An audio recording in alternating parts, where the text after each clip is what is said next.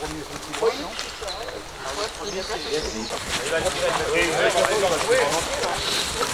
simplement pour tourner.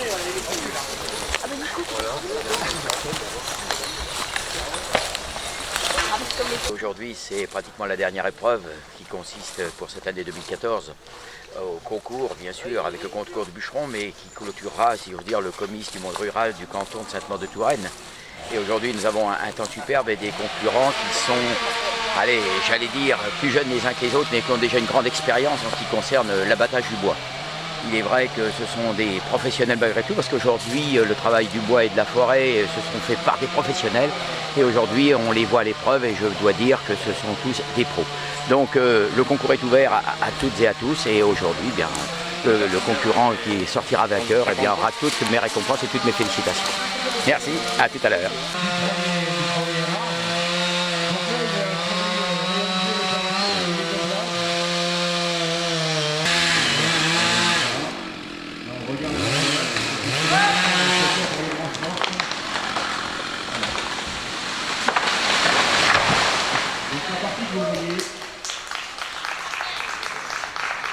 Dans le cadre du comice, mais sachez que ça se fait au niveau du championnat de France de bûcheronnage avec une réglementation encore bien plus stricte, hein. Mais en fait les bases sont les mêmes, hein, au niveau des critères d'angle d'onglet, de profondeur d'entaille, de hauteur d'épaulement, d'arrasement des nœuds et du respect de l'environnement. Eh bien c'est la même chose. Donc vous avez tous les ans un championnat de France qui est fait en 6 ou 7 manches, qui attire tous les ans environ de 15 à 20 000 personnes.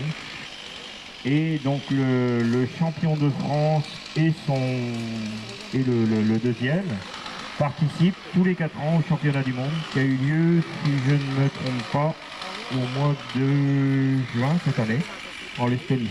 Oui, donc là, voilà. Il n'y a pas de tête.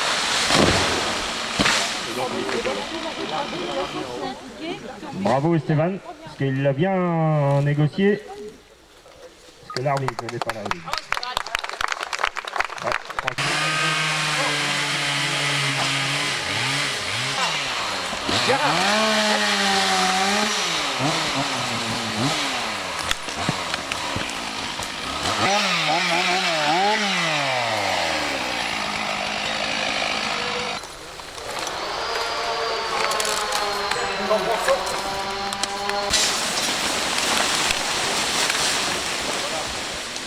Oui, mais c'est pour le bout. Là, c'est le 7 qui se prépare, là. Il vient de Dordogne faire le concours. Je pense quand même que ça mérite d'être dit.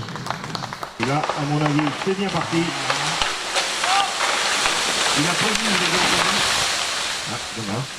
vous avez entendu le bûcheron qui a dit, je ne sais pas quoi, qui a crié, c'est pour prévenir de la chute de son arbre.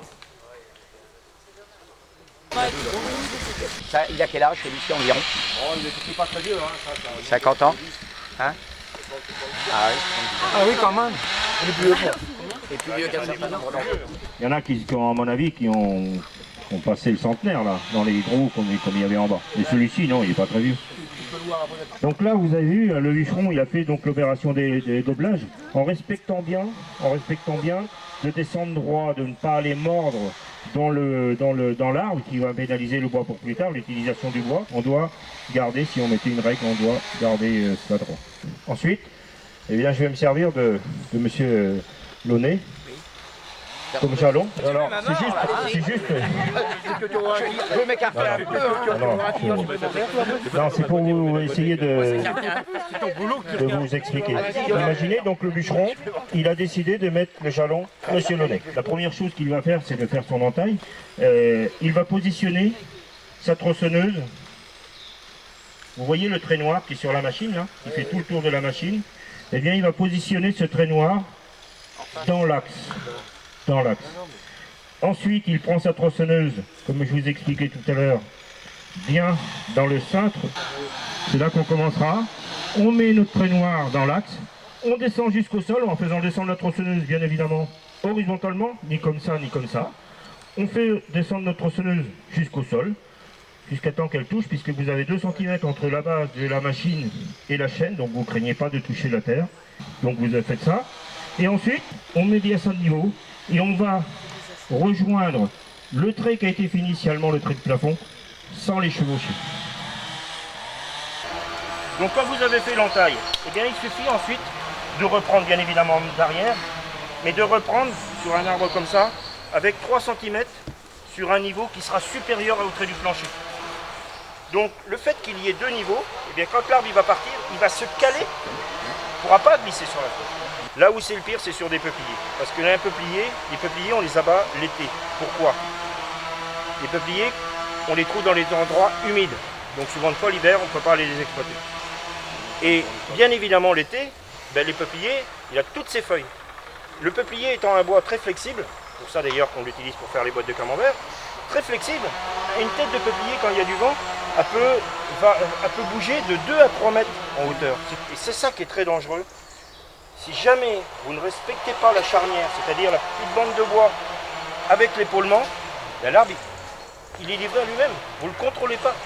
C'est pas de là-bas qu'on voit où il va un arbre, c'est vraiment au pied, vraiment au pied. Alors souvent de fois, ce que les bûcherons ils font, c'est qu'ils enlèvent leur casque et puis ils se mettent dos hein, et ils regardent et ils se collent bien et ils allongent les deux bras comme ça pour voir la direction.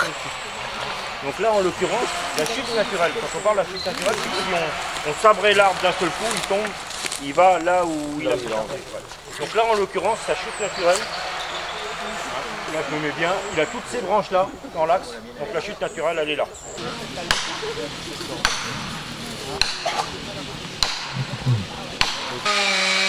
Alors vous comprenez pourquoi on utilise les points en aluminium. C'est bien parti. Il a prévenu de sa chute.